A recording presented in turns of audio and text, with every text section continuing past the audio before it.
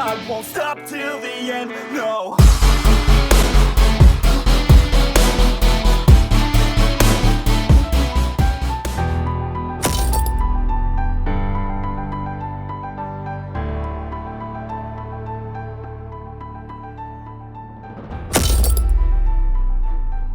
After being involved in the steel beams accident, Kaneki has Rize's organs transplanted to his body, which causes him to transform into a half ghoul. After this transformation, we see Kaneki grow from resenting ghouls to accepting his fate. This is probably his weakest ghoul form, as he hasn't fed on the standard ghoul diet based on human flesh, and his resolve is quite weak.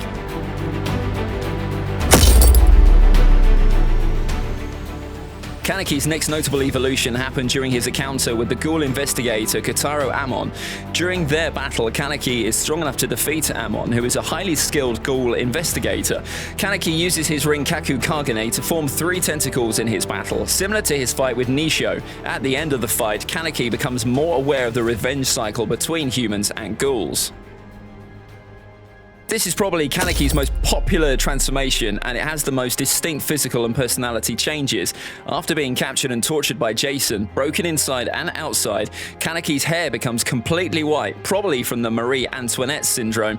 And here I want to clarify that in the anime, this happens right away, whereas in the manga, his hair color gradually changes from black to white in a length of more than 10 days of tortures, where he also loses his mind. Anyway, this Kaneki believes that the strong ones have the right to consume the weak. And after accepting his fate as a ghoul, Kaneki was able to use more of his ghoul powers and totally own Jason with his 4-tentacle Kagune.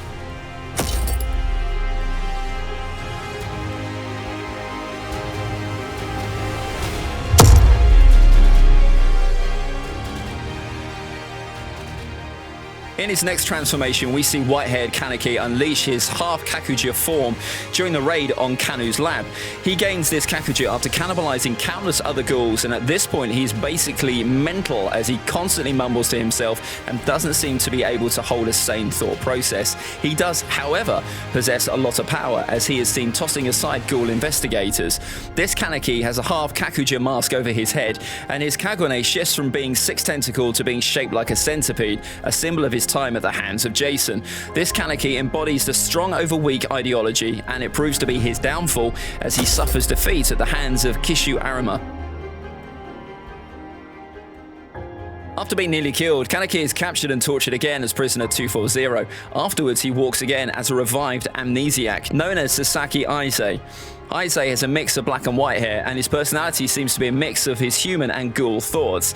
This is probably Kaneki's most drastic personality change, as he completely forgets who he is and takes on the role of Aise, captain of the Quink squad of the CCG. As Aise, Kaneki has more control over his Kagune than even a natural-born ghoul, as he is shown manipulating it into various intricate forms and shapes.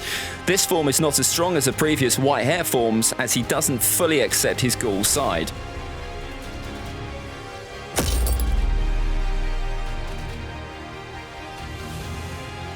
In his battle against Takizawa, Aise confronts his hallucinations of child Kaneki in his head.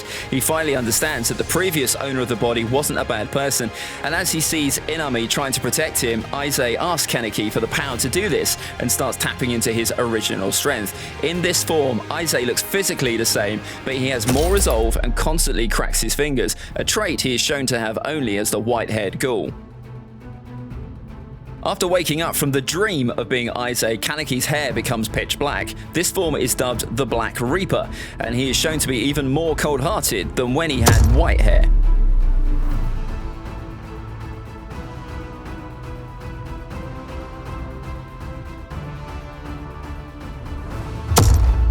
Black Reaper Kaneki goes up once again against Arima and undergoes a change in his Kakuja. During the fight, his Kakuja grows to form an armor-like plating over his face and arms. We also see his Kagune become hard and similar to insect legs rather than tentacles. At the end of the fight, Kaneki faces his personal demons and reverts back to having white hair. Now his Kakuja is even more powerful, as he is able to create a massive cage around Arima and break his Quinke.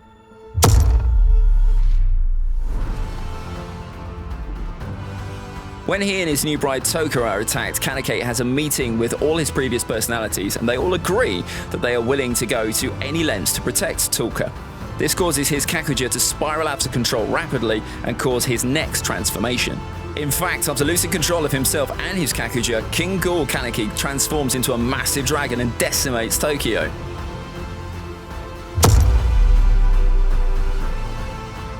After being pulled out from his dragon form, Kaneki becomes more stable than he's ever been. He now has complete control over his abilities and knows exactly what he must do to protect the ones he holds dear. He has his signature white hair and is confirmed to have new unknown organs within him. This is Kaneki's final transformation and probably his strongest aside from the dragon. In this form, Kaneki shows mastery over his Kagune and Kakuja as he flawlessly blends them into a suit of armor during his final battle with Furuta. Kaneki's Kagune in this form can change shape rapidly, and he combines it with his Kakuja to make high-density blades. He was able to form 8 Kagune shaped like swords to defeat Furuta.